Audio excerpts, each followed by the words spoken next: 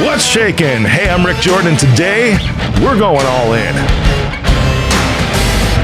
I'm pumped because today we're going on with an amazing guest of mine that if you take a look, I was just on his incredible show. This show's about 300 episodes. You ready for this? His show is 800 episodes. Freaking incredible, right? You need to check this out. Thrive Loud is the podcast, and the host is Lou Diamond, which is here with me right now. What's shaking, Lou? Oh man, we get to do the other half of the home and home, and listeners, just be prepared. We know each other already. I even knew what outfit to wear for this particular episode, as you can tell. We matched up on black t-shirts. All I'm missing is neon purple in the background and much better hair. You got the lime green though, which I like. I do. Well, it's we call it the Thrive Green, or is more of late we've called it the Speakeasy Green because there's the Speakeasy for the new book that came out. So so we're kind of focused on all that stuff. But we got a branding thing going on here. For happy sure. to be here. What I'm excited about is because this is the reverse, right? The flip flop of when I was just on your show. Which again, thank you for having me on. It was such an awesome convo. Yeah, it was awesome. Yeah, and you brought the energy. Great story. And I have not looked at a Best Buy the same since, just to be clear. That's good. They're very different these days. I really don't like walking into them anymore. I twitch a little. Yes. Yeah, it gets a little nervous ting. Yeah, right. But I'm excited to talk to you about your show, about your book. Yeah, and those are a couple of things because, first, of course, 800 episodes is just huge. And yeah. How many years now? It's so funny you say that. We're in the 5th year of the show, and it started off like, most podcast shows do, one show a week, and it gained some popularity really quickly. And then we went to 2 shows a week. And then what was still happening was there was such demand for people to want to come on the program and promote themselves. I got really tired of getting on the show with somebody in April and saying, hey, this is great. This will be coming out during Christmas because we're queued up for every single week. And I felt that for some reason 3 was the right number. We came up with a formula. I think you and I maybe even talked about it on how we market the show for certain targets. And a lot of my clients have been on. If you would have told me though, that the show would have over 800 episodes, I would have hosted several other podcast programs that are out there in podcast sphere and inside the walls of large corporations where I'm either executive producing or hosting the show. The number of podcast episodes that I've produced is close to 2,000. That's the number that'll be there. So for 5+ years, it has grown into something that my wife says either it's an obsession and a hobby or a passion and a pretty thriving business. So I'm hoping it's more of the latter than the former. It could be both, because it is a little bit both. Yeah, which is what it's supposed to be, right? And there was one time a former mentor of mine, and there's a reason that this one is a former mentor, once told me that you can never run a super successful large business and impact a lot of people in their spirit and in their soul. It was really around like church and ministry and that kind of stuff. And I was just like, in that moment, it's like, flipping them off, watch me. That was really what it was, which is how it's supposed to be. It's supposed to be a combo of both of those things, man. I also think it also sets something up really important. And I think you, and kudos to you as well. This platform is awesome and your show is great. And I think something you and I both love about what this forum enables us to do, and that is it enables us to connect through incredible conversations with great people. Yeah. And that's kind of the work that I do. And that's literally everything all meshed together. And that's why I love having the opportunity to meet and connect and have these great conversations. And so much happens, not just in the conversation with the individual I'm speaking with. I've had listeners send me messages about an episode inquiring about the guest that was on and asking, can I connect with that guest? Or I love the message that you talked about. And the opposite, saying, I love where you went. I felt like I wanted to ask the next question when you were asking those things. So that you're getting a community of people that is taking the content that you're bringing to the world. And what Thrive Loud is about are those that are thriving in their lives, their businesses, and their passions, which is why Rick is a perfect person who lives and breathes his Thank you, brother. Technology, security, and all these multiple hats that he has. And whenever there's a technical cyber breakthrough, every network is calling him up. He's showing up on News Nation and he's everywhere. And they're like, he's the only one not wearing a suit. I mean, all of that stuff is real important because you've made this a brand and it's helped to extend your brand. On top of that, you're putting great content out in the world. And all of that is what makes, in my mind, a connected culture of why podcasting is so much fun and so great. So I have to give applause to you and everyone else that does what we do. It's a lot of fun. I love how you're hitting on a lot of these points because I start to think of, the last 2 years and how there were so many different podcasts that were started, right? Because everybody wanted to, everybody was locked in their house. And I was like, cool, this is awesome. And at the same time, at the back of my head, I'm like, let's see how many actually last past 7 episodes. A lot of people pod fade is that term, right? The pod fading effect. They start like 6, 7 episodes and then they go, wow, this is a lot of work. Yep, for sure. But I give kudos to those who actually try it, right? And at least the ones anyways, because they could figure out that it's a lot of work, and it is a lot of work. I mean, there's a lot of resources that go into it too. I mean, as I'm sure you have a great team that does things. I have a team that goes into this show too, all the way down to a publicist that puts this out there to where news anchors listen to my show now, which is mind blowing to me that it's come this far. And at the same time, I think back to how you were describing like a passion and a pretty thriving business. For anyone looking at this, it's like, if that's not your motivation, if you're just, I'm going to make $1 million this year starting a podcast, that's the wrong intention right out of the gate. Well, that's a great lesson. And in fact, I'm often called in, and I bet you are too, I wouldn't be surprised, people who are looking to start a podcast or they've just started a podcast and they haven't seen the revenue or they haven't seen the brand of the podcast turn into the dollars that they initially hoped for, or maybe some production company had told them that this is where they could head to. And I want to have a message to all these people. One, have a little patience. I think it took me about 150 episodes until I can figure out, wait a minute, I know how to make money in this thing now, or I know how to utilize this to promote my own brand and my own message. And a lot of people are trying to, there's a great expression, don't compare someone else's middle with your beginning. And I think that's a really important thing when you're starting something new, whether you're a first-time book publisher, a new podcaster, an entrepreneur. There's a lot of glitz and sexiness that you see, and social media will only amplify it even more. If you have a passion for something, try as hard as you can to put blinders on and focus on what you do and work on that and specialize and hone in on that craft. And then you'll be able to see the success. No one ever sees the earlier episodes of Thrive Loud where I lost recordings because there were technical difficulties, or I interviewed Jackie the Joke Man Martling in his home in Long Island, and there was a lawnmower outside, and I was freaking out because nobody would ever hear the episode. Didn't really matter. But the general point is that it's real important to understand in this journey that there is for everybody a right lane and a right focus. And if you stick with something that you love and you're really good with it, it can turn into something not only that is that passion project that turned into a business, which this has for me, but it turned into something else, which I didn't ever expect. And if the one gift that podcasting has given me is one, it's really what is the engine behind where Speakeasy came from, because 800 plus some odd episodes in Thrive Loud and thousands of other conversations, I became this expert conversationalist. And I decoded how you can connect in every conversation. And that came from the things that you and I are doing.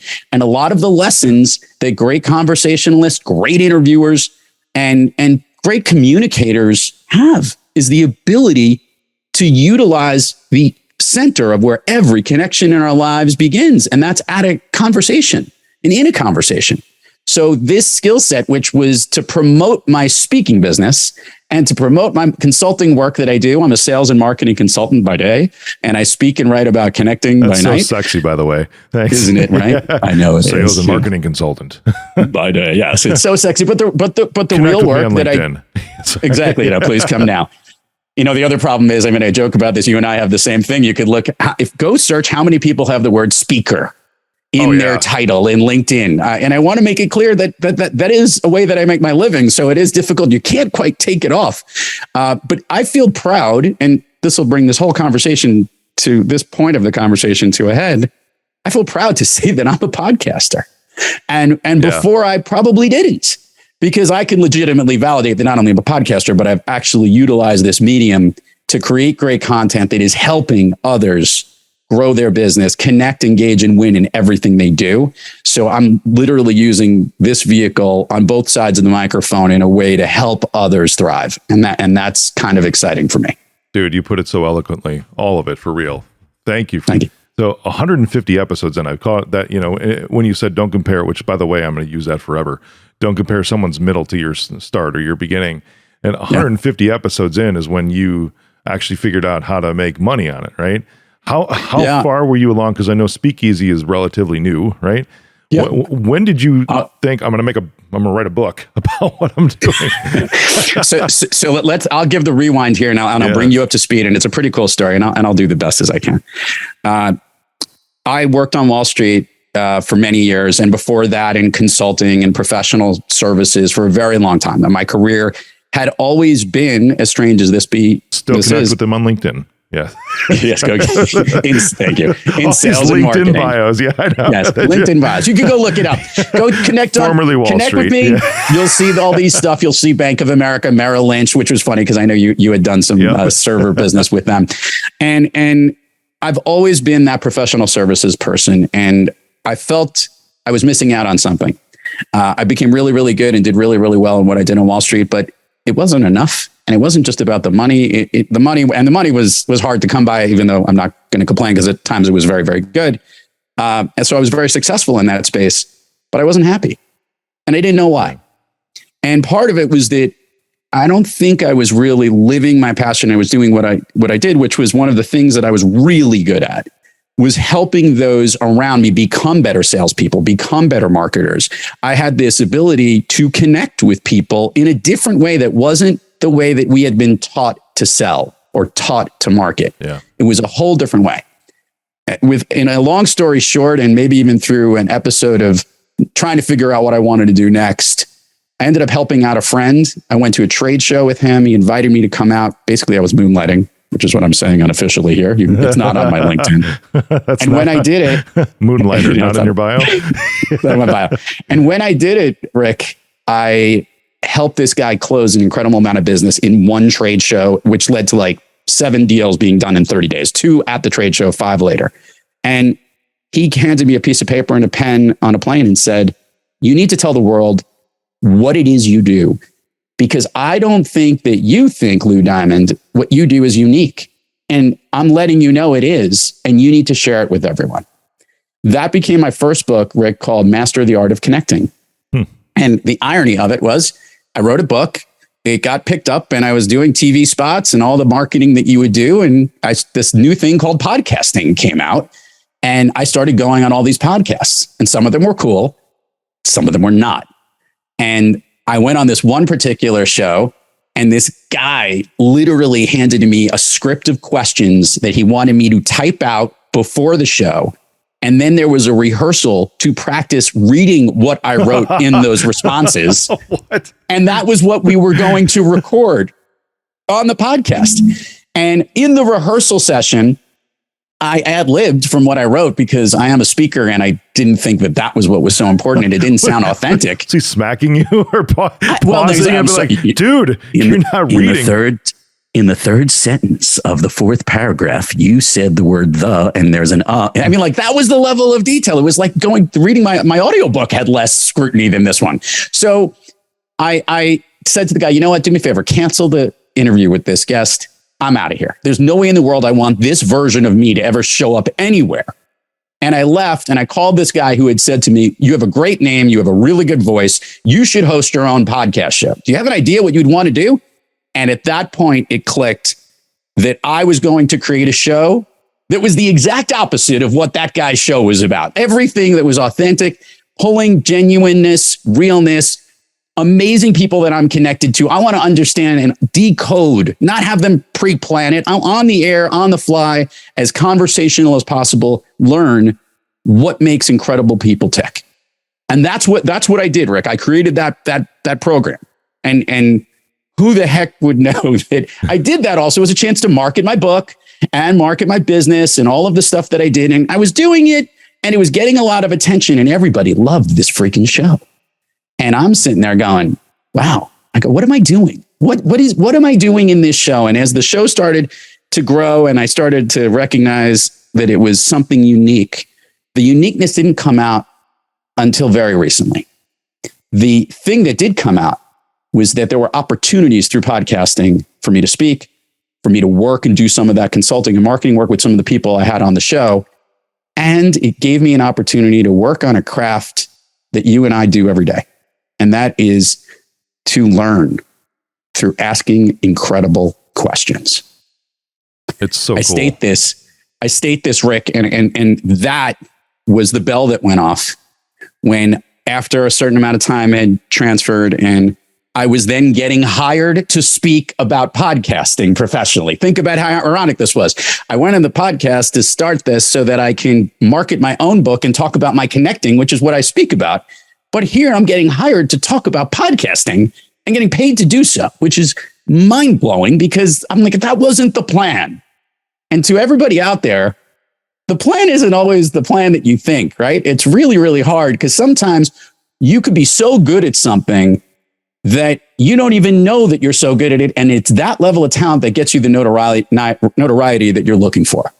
And that's kind of what happened. And it then led to, I know that there's a message here that I have to, pun intended, connect what I'm doing on podcasting and the lessons I learned in connecting.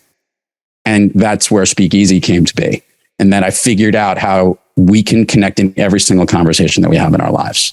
And there's a way, there's nothing you need to say and there's nothing you need to do. But what you and I know, it's how you need to be. And if you own that and learn how to speak easy, that's going to be the gift that's going to get you the business deal. It's going to get you the girl. It's going to get you the relationship you're looking for. It's going to get you the money that you're looking for investors. It's going to get you attention on the air when you're out there and you get to be on the freaking Rick Jordan show. All in, baby. I am psyched about it. And that's the way you need to be when you can step in. So that's kind of how it all came together. Is that a nice way of doing amazing. You pulled me in for real. Just absolutely incredible. And this isn't... You know me, I'm authentic as hell. You know,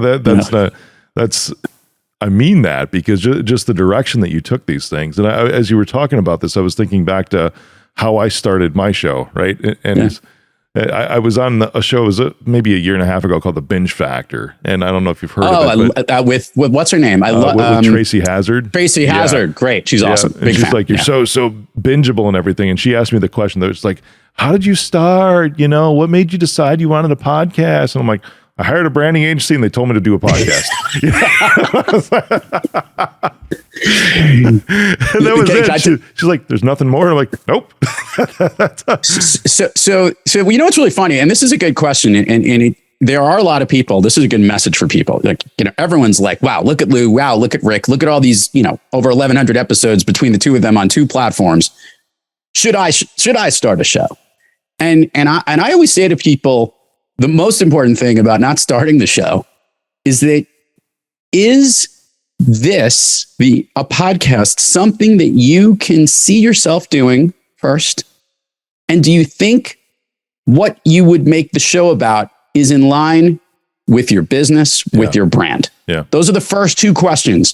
And by the way, you don't necessarily need to have the answer immediately. You may need to do some research to understand it. But a lot of people will jump too fast and say, I need one because like the marketer told me to do it. And it doesn't fit. There's a wonderful professional speaker who I bow down to her because she's one of the best storytellers I've ever heard on stage. Kindra Hall. Oh yeah. And Kindra got hired to do an amazing podcast show for Success Magazine for, it felt like it was like 2 years or something like that, but it was a limited series and she was really good at it. But she's a better storyteller and a better speaker. And I remember when it was done, she's like, okay, that's done with. I did the podcast and it's off, and it wasn't a good fit into her platform. And there's a bunch of people who've had that and they knew that it wasn't the right fit, but they gave it a go and gave it a try, which is, to your point, what all those people in the pandemic did.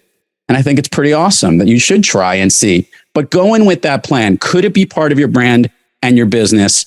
And is it something you could see yourself doing? Yeah, that's great advice, man, because there is a little bit of the wow factor, because you can look at a Joe Rogan or or now it's Meghan Markle, I guess.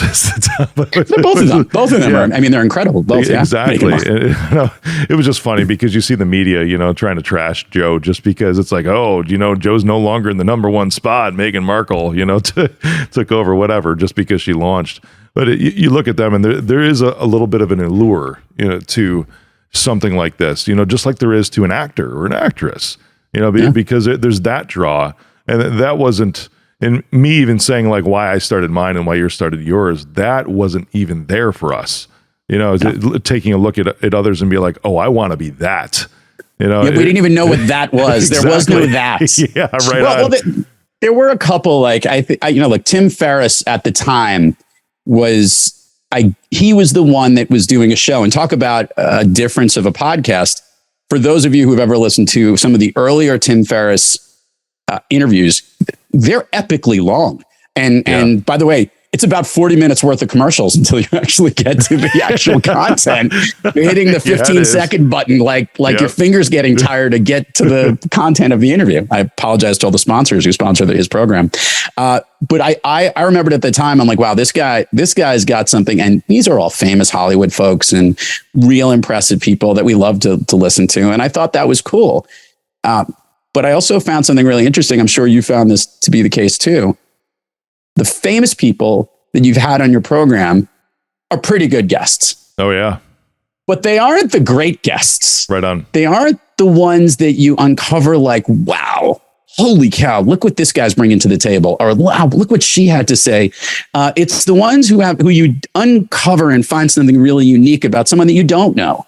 That it isn't just the same story, because, when you have somebody famous, a lot of people know their stories, and where they're going to drill down on might be a project that they're working on, or they're on a promotional tour, as opposed to decoding exactly what makes that person tick. Yeah. And that's the stuff that kind of gets me. And that's the stuff I love. And I sometimes will come off from someone I don't know that came on the show. I'm like, how did I not know about this person? And I'm glad I had this person on. For sure. I remember one of my guests, her name was Shiggi Parker. And as far as I know, she still listens too.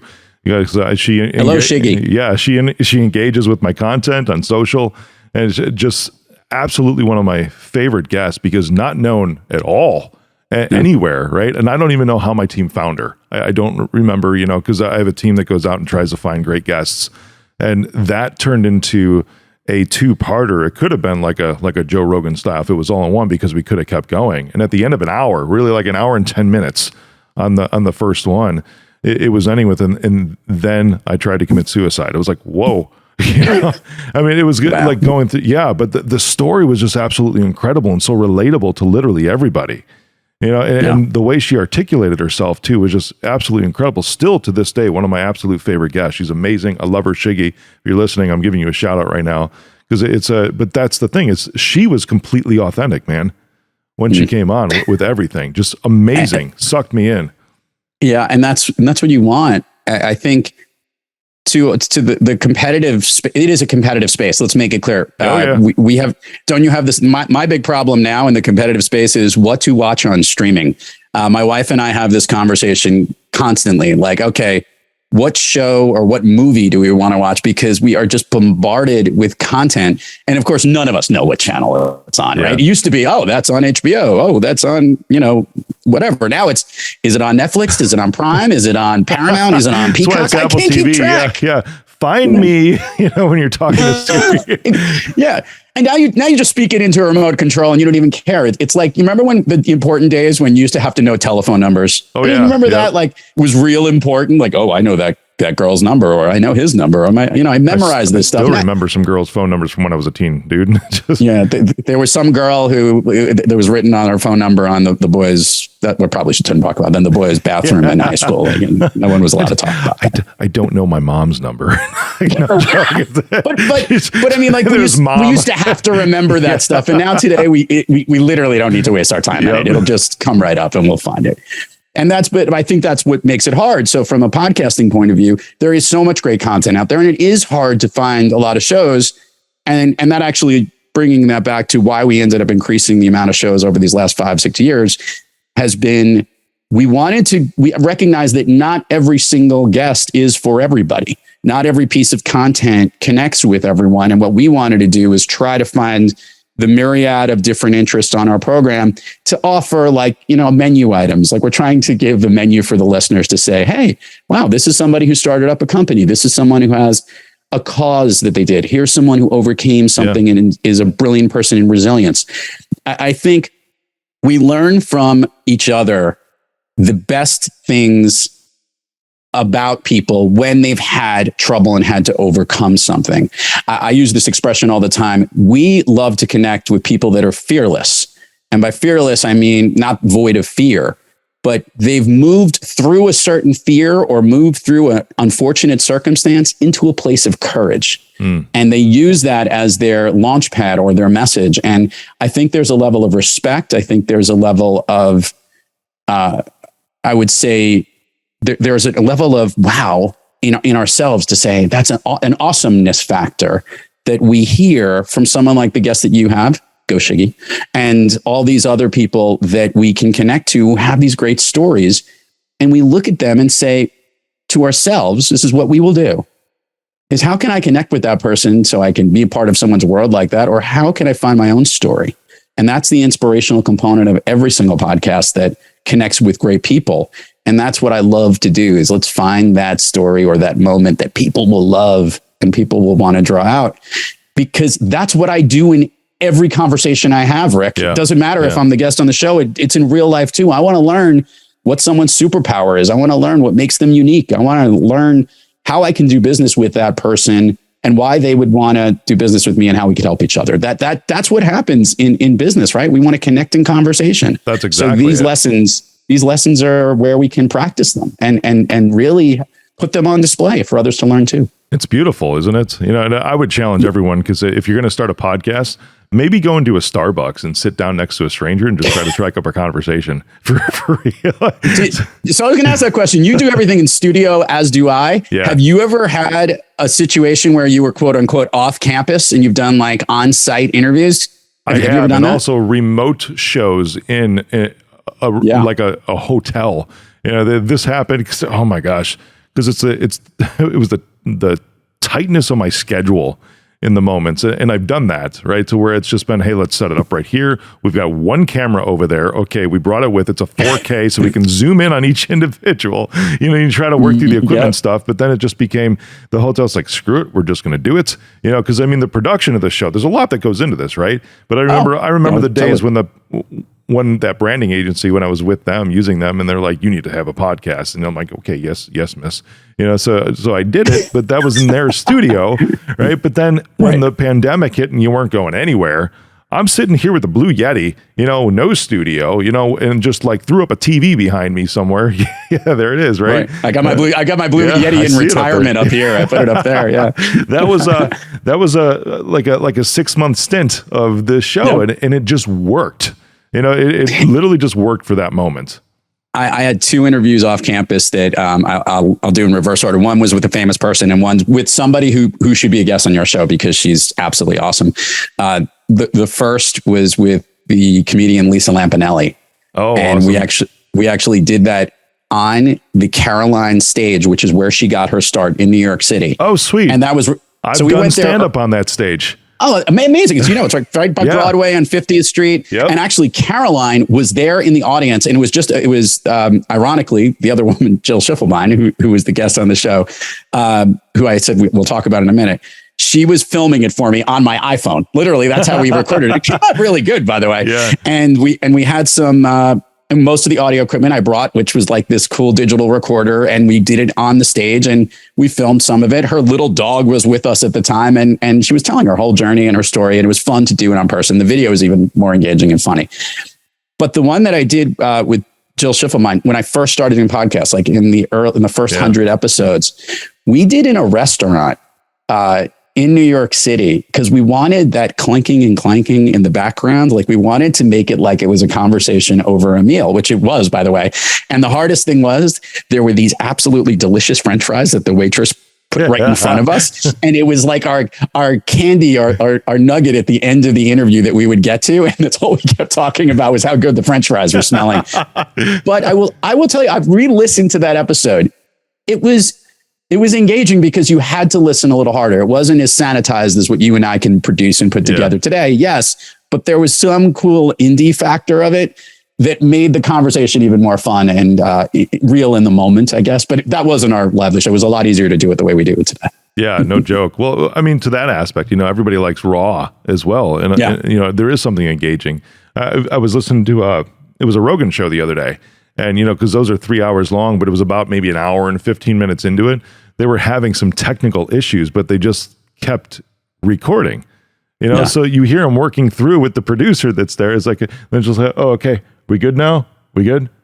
Yeah, okay, we're good. And this was like 3 minutes of this, and they didn't edit it out at all. They just kept, and that inspired me too.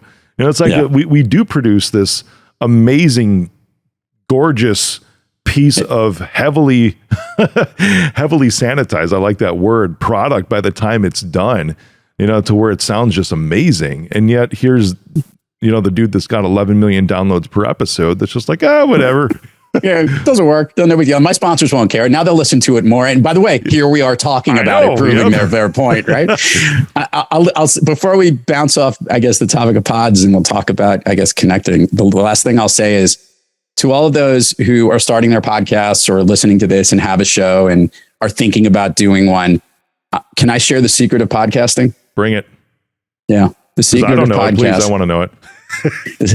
The secret of podcasting, specifically when you're starting out, is initially, it doesn't matter if they listen to the podcast or not. They just need to know that the podcast happened. I had a pretty famous guest. I'll leave his name out just for posterity at this point. And it was one of the early episodes of Thrive Loud. And when I interviewed him, I was so pumped about it because it was a pretty cool name to have. And it was the first time I'd ever promoted this particular episode on my own personal social media before. Oh, cool. We do this regularly on every single form of YouTube and Instagram and TikTok and all the crazy stuff that we put everything out on. God, by the way, the fact that I have a TikTok account, my kids make fun of me, but that's a whole other story.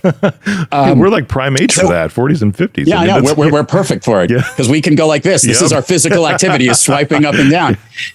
So we end up putting the episode out on my personal stuff, and people are coming up to me and saying the following: "Hey, I saw you had so-and-so on your program."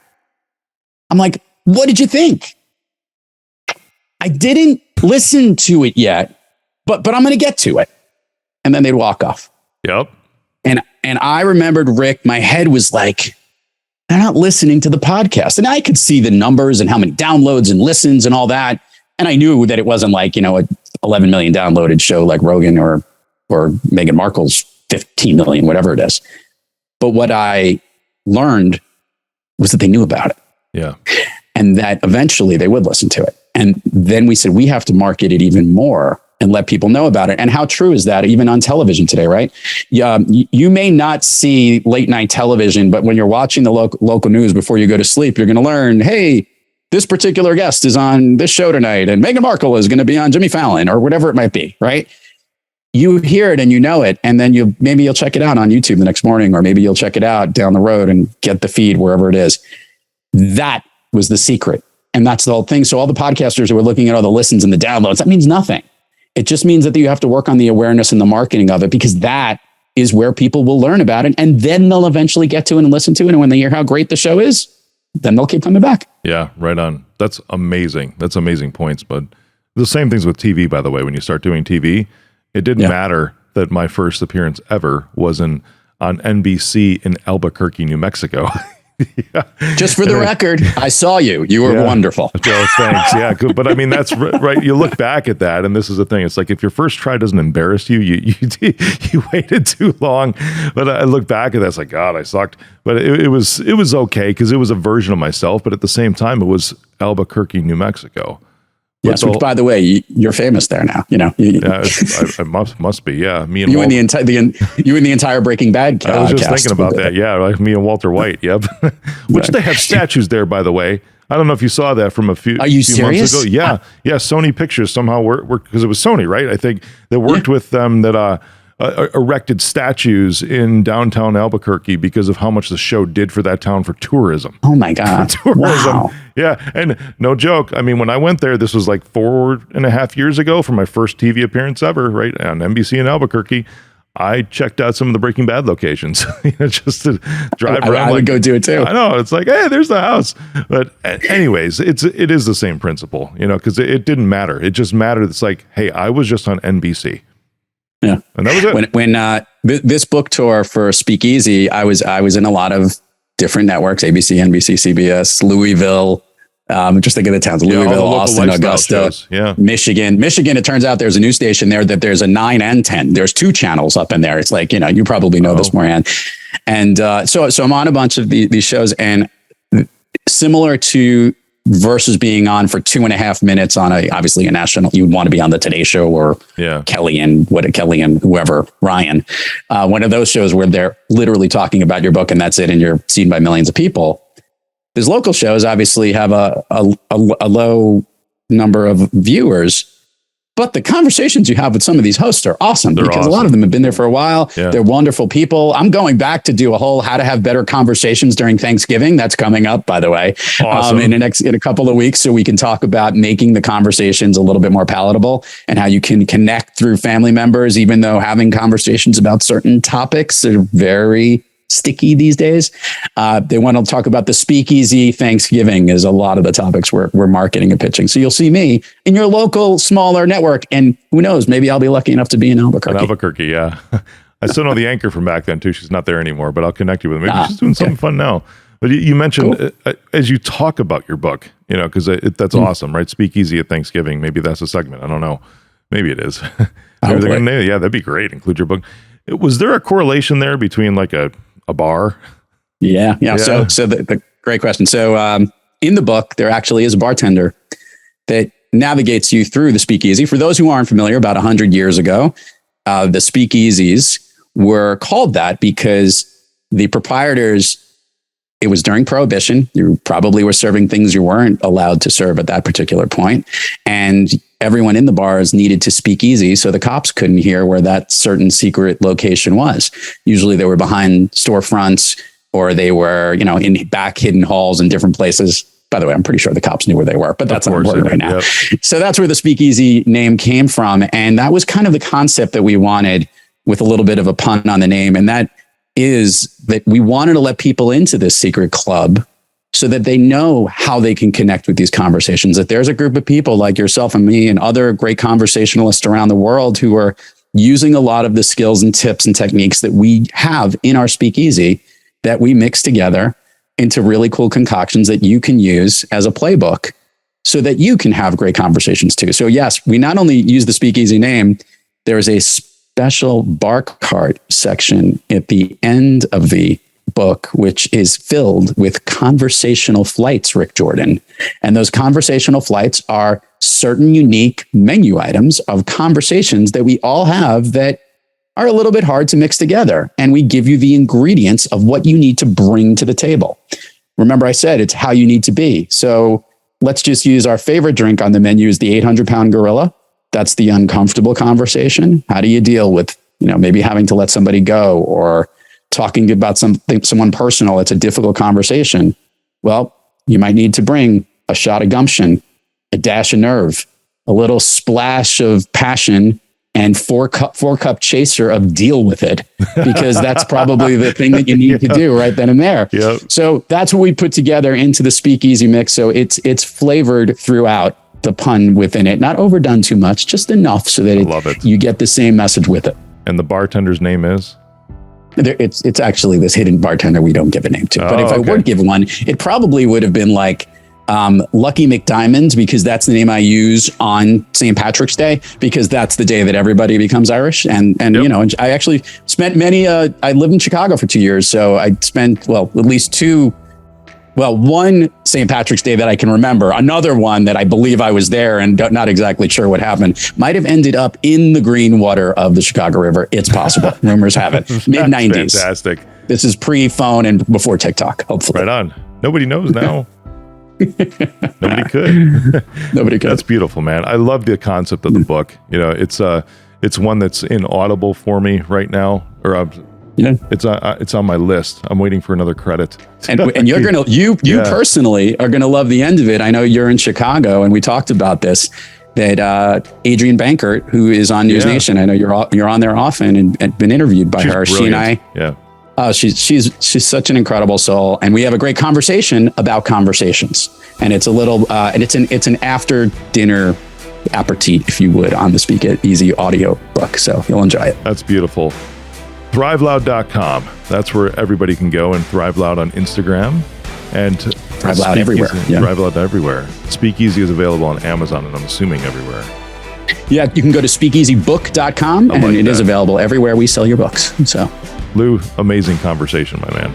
I appreciate you. I think I did too much of the talking. I don't know. Maybe next time I'll do a little more listening. Oh, wait, we did. That was your episode on my show. I was going to say, that was just a couple weeks ago, right? We should just mix the two together and make it into one super thing. But no, on a serious note, to your listeners, thank you for having me. You continued success to you, man. You'll be at 800 before you know it. And at that point, I'll either be in the ground or there'll be 1,600 episodes or something like that. Same, brother. Thanks, Lou, for coming on, my man. You're awesome. You got it. Thanks for having me, Rick.